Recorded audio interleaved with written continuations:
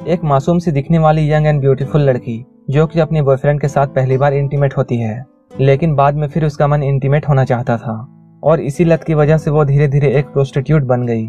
ये मूवी एक romantic drama movie है जो कि आपको जरूर पसंद आएगी। तो चलिए इस मूवी को शुरू करते हैं। इस मूवी की शुरुआत में हम इजाबेला नाम की एक लड़की को बीच में देखते हैं। वो बीच में न्यूड ही सनबाथ ले रही थी। तभी उसका भाई वहां आकर उसे बताता है, तुम्हारा बॉयफ्रेंड तुम्हें ढूंढता हुआ घर तक आया है। ये सुनकर इजाबेला उससे कहती है, इन सब के बारे में तुम मॉम को कुछ मत बताना। लेकिन इजाबेला की मॉम को सब कुछ पहले ही पता चल चुका था। घर जाने के बाद इजाबेला की मॉम उससे कहती है, अगर वो चाहे तो आज अपने बॉयफ्रेंड को डिनर पर ला सकती है। इजाबेला अपनी माँ को बताती है उसका बॉयफ्रेंड थोड़ा शर्मीला है और वो इसके लायक नहीं है। इसके बाद इजाबेला अपने भाई के साथ बीच पर फिर से जाती है, जहाँ उसे फिलिक्स मिलता है जो कि नाइट पार्टी के लिए इजाबेला को इनवाइट करता है। रात को जब इजाबेला पार्टी में जाती है तब फिलिक्स बीच पर ही उसके साथ इंटीमेट होने लगता है। इजाबेला का ये फर्स्ट टाइम था, इसलिए ये सब उसे काफी बुरा लगता है, लेकिन वो कहीं ना कहीं फिर से इस चीज को करना चाहती थी। कुछ दिन बाद इजाबेला का बर्थडे आता है। अपने बर्थडे में वो फिलिक्स को नहीं बुलाती है। अगले दिन इजाबेला अपने डैड के पास जाने लगती है। इजाबेला के मॉम और उसके डैड का डिवोर्स हो चुका है। ये दोनों अब अलग रहते हैं, लेकिन इजाबेला हमेशा अपने डैड के घर आया करती थी। इजाबेला जब यहाँ से जा रही होती है तब रास्ते में उसे फिलिक्स दिखाई देता है। फिलिक्स को देखकर उसके चेहरे पर कोई भी फीलिंग्स नहीं आती है, वो उसे इग्नोर करती है। इस सीन को देखकर हमें पता चलता है कि इजाबेला फिलिक्स का सिर्फ यूज कर रही थी, वो फिलिक्स को बिल्कुल नहीं चाहती है। कुछ वक्त के बाद हम इजाबेला को एक होटल में जाते हुए देखते हैं, जहाँ उसे जॉर्ज नाम का एक बूढ़ा आदमी मिलता है। इजाबेला अब एक प्रोस्टिट्यूट बन चुकी है जो पैसों के लिए लोगों के साथ सोती है। इजाबेला ऑनलाइन साइट से लोगों को ढूंढती है। इसके बाद वो अपना समय निकालकर होटल में उन लोगों से मिलती है। उसकी मुलाकात जॉर्ज से होती है जो कि उससे कहता है वो एक यंग एंड ब्यूटीफुल लड़की है। कुछ बातें करने के बाद ये दोनों इंटीमेट होते हैं। अगले सीन में हमें इजाबेला का क्लासरूम दिखाया जाता है। वहाँ एक पोएम पर डिस्कशन चल रही थी। कोई कह रहा था ये पोएम समर के बारे में है क्योंकि लोग समर में खूब इंजॉय करते हैं। वहीं कोई कहता है ये प्यार ढूंढने के बारे में है। तभी एक लड़की बोलती है ये पोएम सैडनेस के बारे में है। इजाबेला को ऐसा लगता है जैसे ये पोएम उसके लाइफ को दर्शाती है। इसकी लाइफ काफी सैडनेस से भरी हुई थी। इजाबेला खुशी ढूंढने की कोशिश करती है, लेकिन उसे खुशी नहीं मिल रही थी। इसके बाद इजाबेला अपने नए क्लाइंट को ढूंढती है। वो भी इसके साथ इंटीमेट होता है, लेकिन वो इसे पूरे पैसे नहीं देता है। इजाबेला जब अपनी बाकी पैसों के बारे में पूछती है, वो आदमी इजाबेला की मॉम को सब कुछ बताने की धमकी देता है।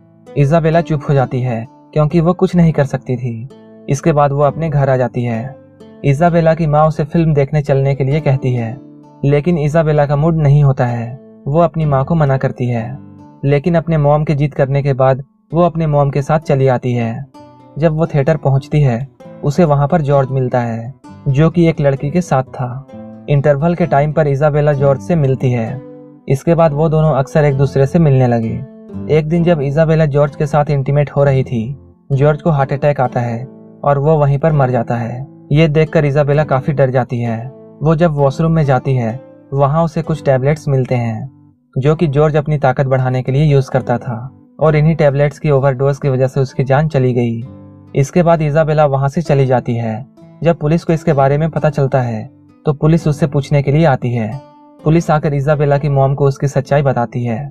उसकी मॉम को पुलिस की बातों पर विश्वास नहीं होता है। तभी पुलिस अलग अलग होटल्स की कैमरा फुटेज उसे दिखाती है जहां वो क्लाइंट्स के पास जाती थी। ये देखकर इजाबेला की मॉम बहुत शॉक हो जाती है।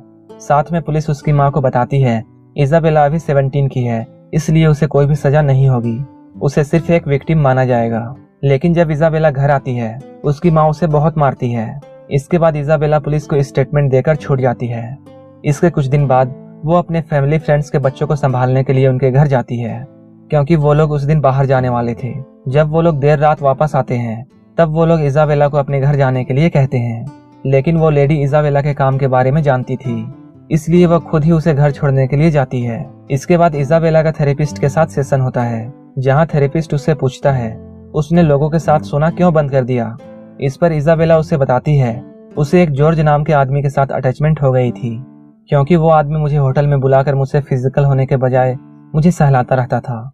लेकिन एक दिन जब वो मेरे साथ इंटीमेट हुआ तो ड्रग्स के ओवरडोज की वजह से उसकी जान चली गई, जिसके बाद मुझे उस काम से नफरत होने लगी है।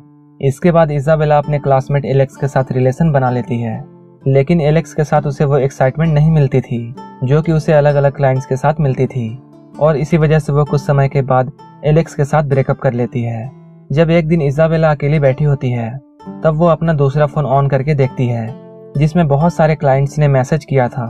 उनमें से एक मैसेज जॉर्ज की वाइफ एलिस का था जो कि उससे मिलना चाहती थी। वो इजाबेला को मिलने उसी होटल में बुलाती है जहां वो जॉर्ज के साथ अक्सर मिला करती थी। वहां पहुंचने पर एलिस इजाबेला से कहती है, मैं तुम्हें एक बार देखना चाहती थी।